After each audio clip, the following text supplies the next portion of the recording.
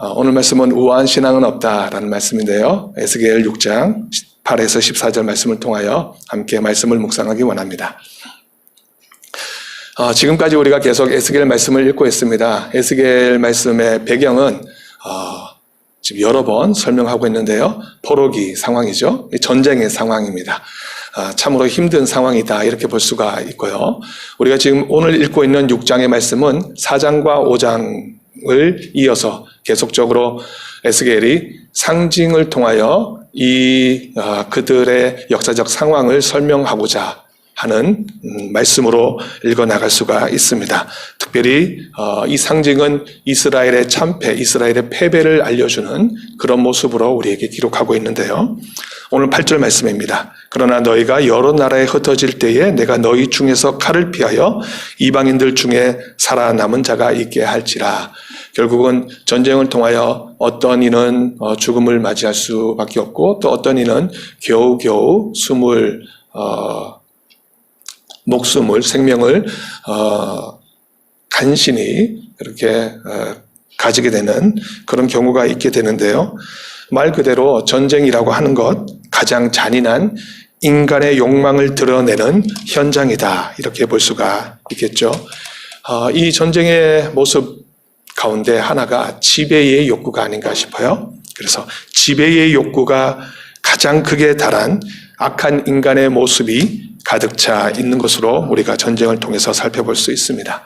그래서 에스겔은 그 모습을 가리켜 칼이라는 용어를 사용합니다. 인간은 칼 앞에서 두려움을 느끼죠. 강력한 칼을 가진 자는 모든 것을 얻을 수 있습니다. 하지만 이런 배경 속에서 이스라엘은 칼에 의해서 또한 망하고 맙니다. 주전 598년 포로로 잡혀갔지만 이스라엘 백성들이 이제 곧 주전 587년이 되면 이스라엘 땅이 황무하게 되고 많은 사람들이 칼에 죽을 것입니다. 또한 연약한 자들은 다른 나라로 도망갈 수밖에 없을 것입니다.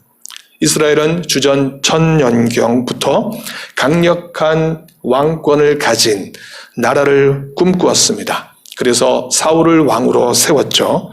사무엘상 8장에서 이스라엘 백성은 사무엘에게 왕을 세워달라고 요구했죠. 이 요구에 대한 해석이 사무엘상 8장 7절에서 소개하고 있는데요. 백성이 하는 말을 그대로 들어주어라. 그들은 너를 배척하는 것이 아니라 나를 왕으로 모시기 싫어서 나를 배척하는 것이다. 이렇게 해석하고 있어요. 신앙적으로 해석을 하는 것이죠. 물론 이렇게 백성들은 다른 모든 나라처럼 왕을 세워 자신들을 다스려 달라고 요구했습니다. 이스라엘 백성들의 주전 1000년경의 모습이다 이렇게 보여지는데요. 그렇게 희망했던 이스라엘의 왕권은 애석하게도 영원하지 않았다는 것입니다. 다윗의 왕권도 결국 무너지고 말았습니다. 역사가 가르쳐준 것은 영원한 왕권은 없다는 것이었습니다. 그 어떤 힘도 세상의 왕권은 영원하지 않다는 것입니다. 오히려 그 왕권을 의지했던 사람들은 참 행복과 참 기쁨을 누리지 못했음을 성경은 우리에게 소개해주고 있죠. 지배자에게 세금을 내야 하고 노비처럼 왕권을 위해서 일해야 했습니다. 국가의 요구에 전쟁터로 달려가야 했고 자신의 터를 왕에게 맡겨야 했습니다. 오늘날 더 강력한 왕의 힘을 요구하는 나라는 이와 같은 모습을 스스로 감내해야 합니다. 그래서 이런 부작용 때문에 때로는 힘의 평등을 외치며 다른 길을 모색해 보기도 하지요. 우리는 에스겔의 목소리를 들으면서 무엇을 상상할 수 있을까요? 이스라엘의 무너짐은 지배의식에 대항하는 예언자의 목소리로 우리는 읽을 수 있습니다. 왕권은 지배의식에 기초하고 있고 특정한 계층이나 특정한 그룹들의 힘이 다수의 약자들을 억압하고 그들의 피와 땀을 거두어서 자신의 배를 불리는 지배의식은 결국 하나님이 보여주신 세계가 아니라는 것을 지금 에스겔은 바라보고 있는 것입니다. 한때 이스라엘은 왕을 세워서 가장 최고의 번영을 꿈꾸게 되었습니다. 그러나 실제로 그 번영에 참여할 길이 막혀버린 사람들에게는 절망감으로 되돌아오게 되었죠. 솔로몬의 찬란한 번영은 지극히 소수자에게만 그 영광이 돌아갔고 여전히 다수의 백성들은 소외되어 갔습니다. 예언서는 그렇게 단호하게 우리의 가슴을 울리고 있죠.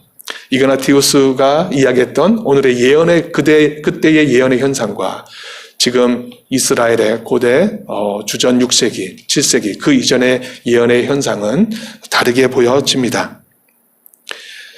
우리가 알고 있는 주전 8세기 아모스의 예언자의 외침을 들어보시기 바랍니다. 아모스 5장 21, 24절에서 소개합니다. 너희의 순례절이 싫어 예배를 뜻하죠. 나는 얼굴을 돌린다. 축제 때마다 바치는 분향제 냄새가 역겹구나. 너희가 바치는 번제물과 곡식제물이 나는 조금도 달갑지 않다. 진교 제물로 바치는 살찐 제물은 보기도 싫다. 거들떠 보기도 싫다. 그 시끄러운 노래소리를 집어치워라. 검은고 가락도 귀찮다. 다만 정의를 강물처럼 흐르게 하여라. 서로 위하는 마음 개울같이 넘쳐 흐르게 하여라. 공동번역입니다.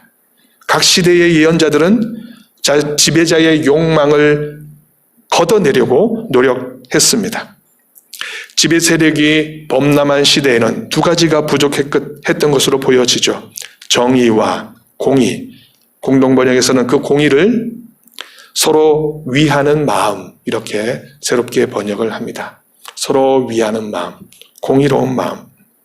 결국 지배의식은 번영과 권력의 혜택을 누리는 사람도 절망의 희생자로 살아갈 것이며 그들도 무력감 속에서 삶의 기쁨과 가치를 보지 못하게 될 것임을 경고하고 있습니다. 이것이 이스라엘의 무너짐을 대표한다고 볼 수 있는 것이죠. 지배의식은 하나님을 대항하여서 있습니다. 역사는 하나님에게 속하여 있습니다. 그러나 왕권의식은 자신이 역사의 주인공이며 동시에 역사를 지배하기 원합니다. 자신이 세운 질서가 가장 안전하고 완전하고 최종적인 질서라고 주장합니다. 그래서 대다수의 사람들에게 충성을 요구하며 일체의 손해도 보지 않으려고 합니다. 하나님 나라를 꿈꾸는 예수의 제자들은 이러한 사상에 대해서 종지부를 찍어야 되겠죠.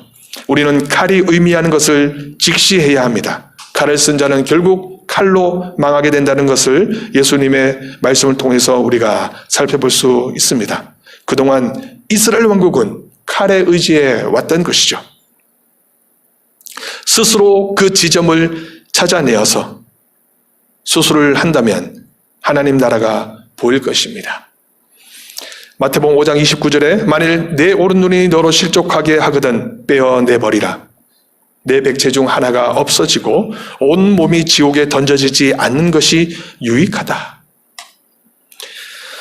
건강하지 못한 눈이 온 몸을 병들게 합니다. 지난 수요 예배에 우리 박 목사님께서 마태복음 6장의 산상수훈 말씀 가운데 바로 이 눈의 건강성에 대해서 이야기하셨습니다.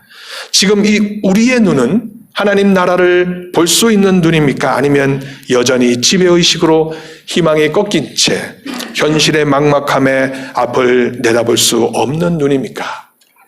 이스라엘의 멸망은 단순히 한 민족의 멸망이 아니라 세상을 지배하는 왕권의식의 종말이라고 에스겔은 지금 선언하고 있죠. 자신의 민족의 무너짐을 보는 것으로도 매우 가슴 아픈 일인데 그에 대한 역사의 해석은 더 신랄하게 자신에 대하여 비판하고 있습니다.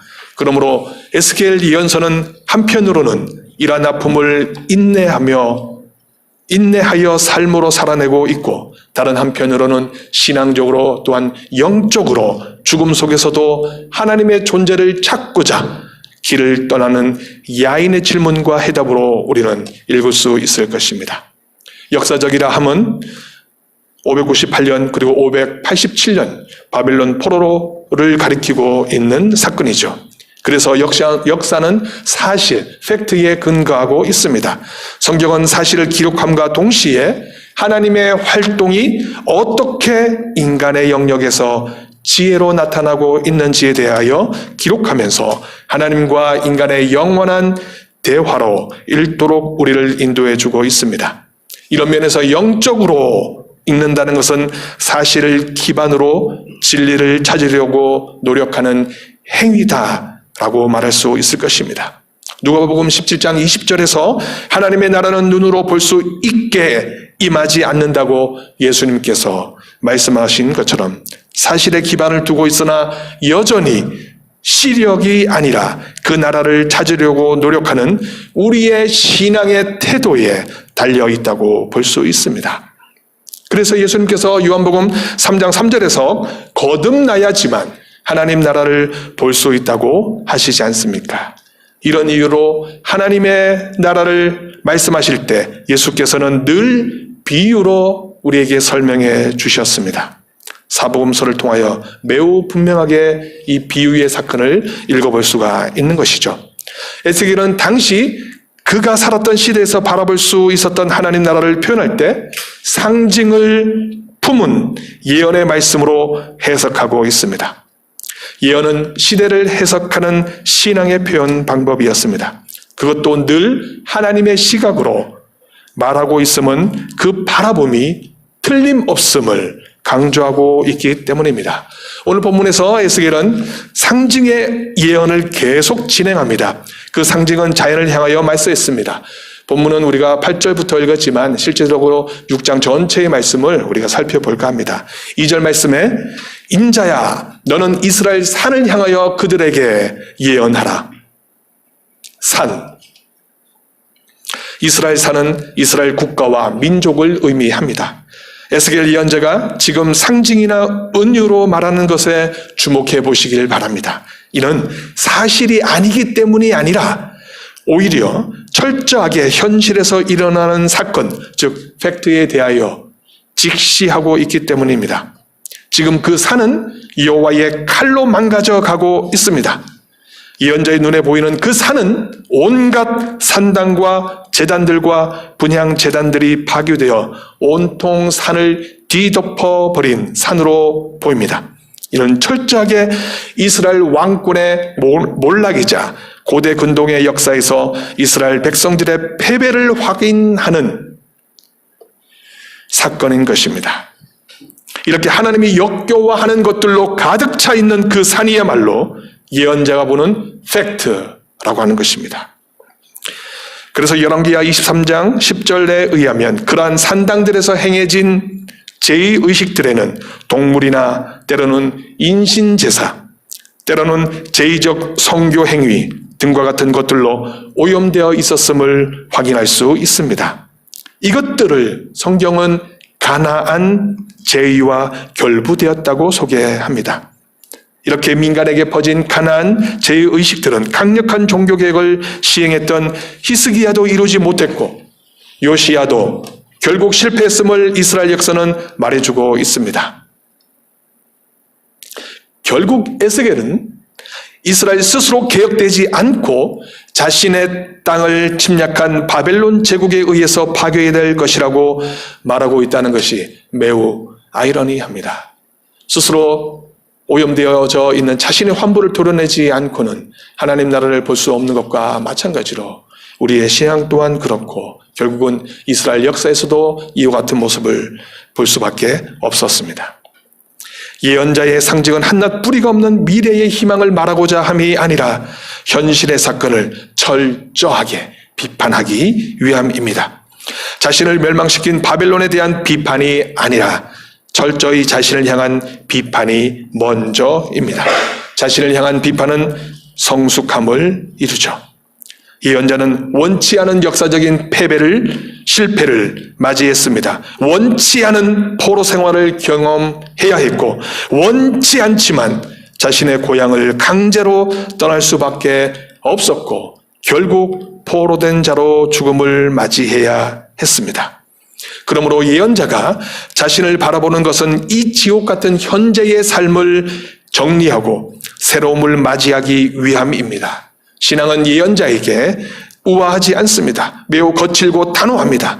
그래서 그는 말할 수 없었고 머리카락을 잘라 불에 태워서 활활 타는 지배의식을 버리라고 피를 토하듯 지배자와 백성들에게 성토하고 있는 것입니다.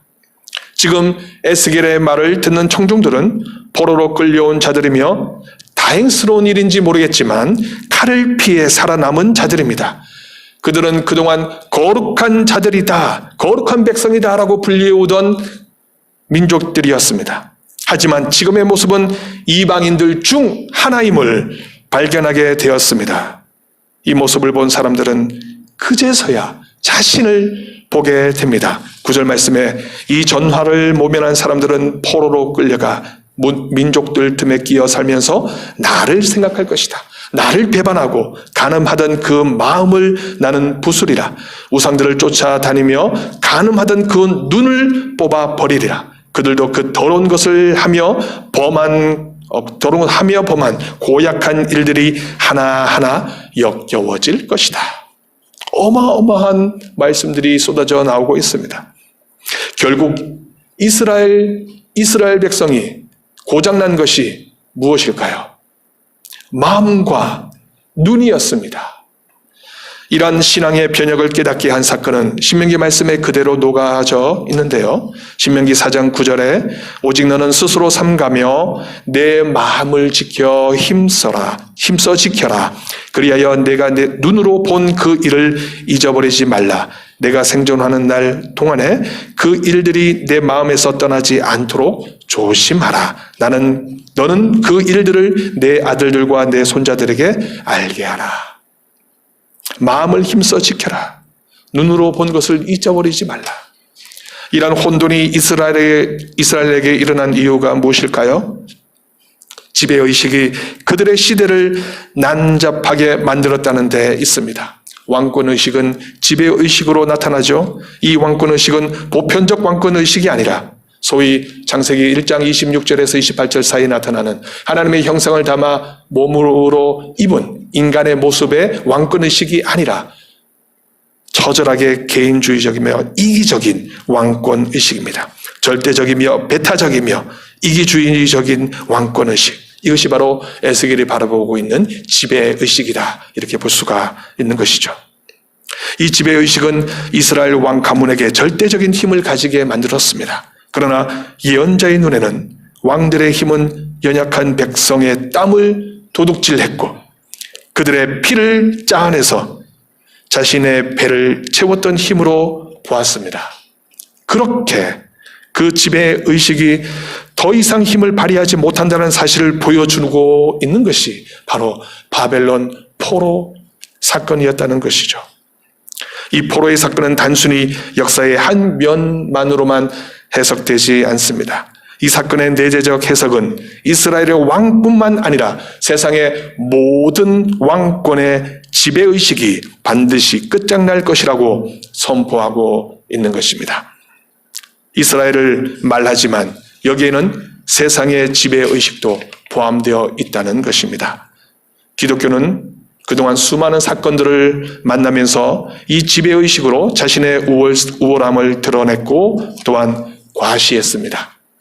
중세시대와 근대 시대를 거치면서 수많은 사람들은 이 강력한 교회 권력의 지배에 목숨을 잃어왔고 지금도 여전히 이 힘은 작동되고 있습니다. 교회 권력은 여전히 하나님의 이름으로 가난한 자의 꿈을 짓밟고 있고 자신들의 정치 세력의 그 힘을 이용하여 고대 이스라엘 권력자들이 범했던 그 악을 자행하고 있습니다. 우리는 어떤 기독교 정신으로 살아가고 있습니까? 예언자는 새로움에 대한 약속을 선포하기 위해서 지금의 몰락을 직시합니다. 그 새로움은 결국 마음과 눈의 변화를 통하여 일어납니다. 이 신앙은 그제서야 하나님을 바라봅니다 라고 고백하고 있습니다. 인간의 어리석음은 수많은 고통을 생산해 내었습니다. 이제 너무 아프니까 하나님이 보이는 것입니다. 10절입니다. 그제야 내가 야훼임을 알게 될 것이라. 그제야 내가 야훼임을 알게 될 것이다. 내가 이런 재앙을 내리겠다고 말한 것이 빈말이 아니었음을 알게 될 것이다. 이렇게 에스겔은 해석하며 외치고 있습니다.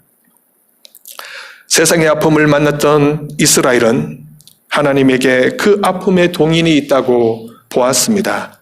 그만큼 그들의 신앙은 철저히 하나님 중심주의였던 것이죠. 이렇게 표현하는 것은 고대 이스라엘의 개약 신앙에 있음을 보여주는 표현입니다. 그래서 그들 스스로 죄를 보게 하는 것입니다. 11, 12절에 주 여호와가 말한다. 너희는 가슴을 치고 발을 구르며 외쳐라. 이스라엘 가문이 저지른 온갖 흉악하고 발칙한 죄 때문에 전쟁이 터지고 한재가 나고 연병이 먼저 번져 사람들이 마구 쓰러지겠구나. 멀리 있는 자는 연병에 죽겠고 가까이 있는 자는 칼에 맞아 쓰러지겠고 성 안으로 피해 들어온 자는 굶어 죽겠구나. 그자야 치밀었던 내 노여움이 풀리리라. 얼마나 에스겔이 마음 아프면 하나님의 음성처럼 자신의 마음을 토로하고 있겠습니까? 예언자 에스겔이 바라보는 세상은 죄로 물들어 있습니다. 죄 때문에 전쟁과 굶주림과 전염병이 돌아서 철저하게 파괴되어 가는 모습을 보게 될 것이라고 선포합니다. 이 역시 인간의 지배의식에서 온 악의 형태입니다. 그 죄는 인간의 악을 규정합니다. 그래서 신명기는 철저하게 악을 멀리하라고 우리에게 가르치고 있습니다. 신명기 28장 20절에서 내가 악을 행하여 그를 잊음으로 하나님을 잊음으로 내 손으로 하는 모든 일에 여호와께서 저주와 혼란과 책망을 내리사 명하여 속히 파멸하게 하실 것이다. 신명기는 악을 방어하는 방법을 가르치는 지혜의 보고입니다. 어떻게 악을 방어할 수 있을까라고 하는 것을 우리에게 가르치는 말씀이죠. 오늘날 우리가 겪고 있는 이 전염병의 고통을 신명기는 마음의 상태로 해석하며 그 마음이 악에 물들어 하나님을 보지 못하는 질병으로 이해하기도 합니다. 하나님을 보지 못하는 질병. 이러한 지혜가 바로 언약 사상으로 표현되어 있다는 것입니다. 세상의 질병으로서 전염병이 무서울까요? 아니면 악이 전염되어 하나님의 마음을 보지 못하게 하는 질병이 더 무서울까요? 진짜 공포는 무엇입니까? 진짜 공포는 무엇입니까? 하나님을 이해 못하는 것이며 동시에 더 이상 우리의 세상에서 하나님의 일하심이 사라지는 것이 아닐까요? 그래서 더 이상 이 세상에 하나님의 나라 따위가 존재할 수 없도록 신앙인의 마음을 굳게 만드는 것이 아닐까요? 진실로 우리는 더 이상 새로움을 볼 수 없는 것입니까? 저는 매우 두렵습니다. 더 이상 하나님의 나라를 볼 수 없을 것만 같습니다. 이 세상의 질서는 하나님의 통치가 머물 수 없을 것만 같습니다. 우리는 이러한 절망의 모습에 불안해하는 에가의 시인을 만나게 됩니다. 그는 그 마지막 끈을 놓지 않으려고 몸부림칩니다. 에가서 5장 21, 22절에서 야훼여 죽게 돌아가도록 우리를 돌이켜 세워 주시옵소서. 우리를 예전처럼 잘 살게 해 주십시오. 주께서는 아무리 화가 나셔도 우리를 아주 잘라버릴 수는 없지 않습니까? 어떻게 이 극도의 불안감을 우리가 이길 수 있을까요? 결국 이 세상에 최악의 상태가 오는 것은 아닐까요? 예언자의 언어는 날카롭습니다. 예언자의 삶은 매우 거칩니다. 화려한 조명 아래에서 멋진 잔을 들고 노래하지 않습니다. 우아하지 않습니다. 지금은 머리를 풀고 죄를 뒤덮으며 탄식해야 합니다. 하나님의 나라가 어디 있냐고 물어야 합니다. 우리에게 새로움을 먼저 달라고 외쳐야 합니다. 이 절망의 순간을 뚫고 지나가도록 몸부림쳐야 하지 않겠습니까? 그래서 예언자는 상징의 언어와 몸짓으로 자신의 사명을 이어가고 있는 것입니다. 지금 예언자는 바벨론에 포로된 자 중에 있습니다. 그의 몸짓은 절망을 뚫고 지나가는 몸짓입니다.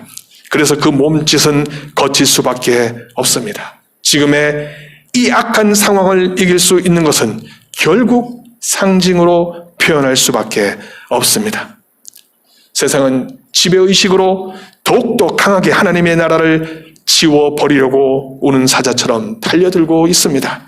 지배의식은 더 이상 새로움을 잊어버리게 합니다. 이러한 상황에서 예언자는 그 새로움과 열정을 상징으로 표현하고 있는 것입니다. 우리의 시대에서 영원한 숙제가 무엇입니까? 지배의식의 단면은 바로 소유에 있지 않겠습니까? 평등한 소유가 있을까요? 공적인 소유도 유토피아와 같은 울림일 것입니다. 어떻게 너와 나의 소유가 같을 수가 있겠습니까? 결국 인간은 모든 소유가 하나님의 것임을 실천하기 전까지는 이 악의 순환 고리에서 헤어나오지 못할 것입니다. 이제 결단해야 될 시간이 왔습니다. 나는 어떻게 해야 합니까? 우리 공동체는 어떻게 해야 합니까? 내 손에 쥔 것을 놓으려니 너무 아깝고 계속 쥐고 있으려니 불안합니다. 이 공포의 순환을 우리 언덕 공동체가 함께 넘어보시지 않겠습니까? 사도 바울도 이 고통의 현장에서 고민하기를 로마서 7장 24절에서 오라 나는 곤고한 사람이 이 상황의 몸에서 누가 나를 건져내랴. 참으로 고민하며 몸부림치는 모습이 우아한 신앙입니다.